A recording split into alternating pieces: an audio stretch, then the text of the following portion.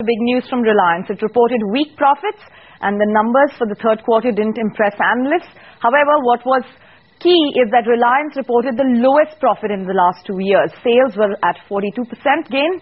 We also looked at gross refining margins slipping. But more importantly, it was the whole story around the buyback, which came up at a price of up to 870 rupees.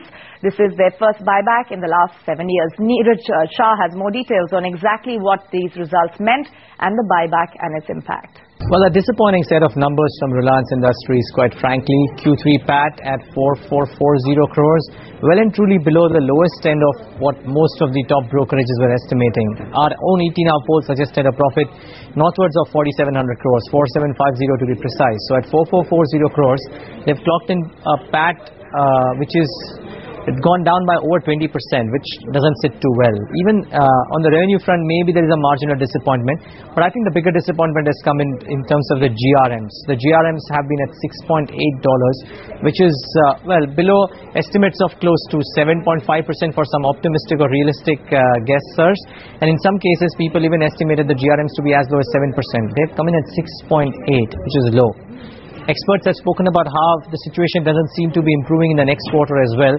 So don't expect that on the fundamental end, Reliance will able to show up some or spring out some surprise in terms of the results. The other big trigger this time around, however, something that would even mask the disappointment of the results, was the buyback. Now, on anticipated lines, Reliance Industries came out with a buyback which is priced at a maximum price of 870. The calculations work out to somewhere around 12 crore shares, which they will probably be buying back at that price, at that indicative price, with the total outlay of slightly over 10,400 crores, which they have stated.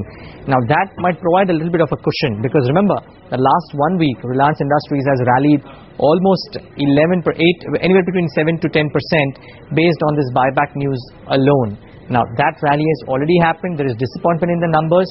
So maybe there will be some weakness in the stock on Monday morning. But the buyback might just provide that little bit of a cushion that the stock needs. Because otherwise, aside of the buyback, if you were just purely to take kind of results into consideration, and if you think that there was assume that there was no buyback, the stock would have gone down quite a bit. That may not happen because of the buyback announcement, but the results have truly been disappointing.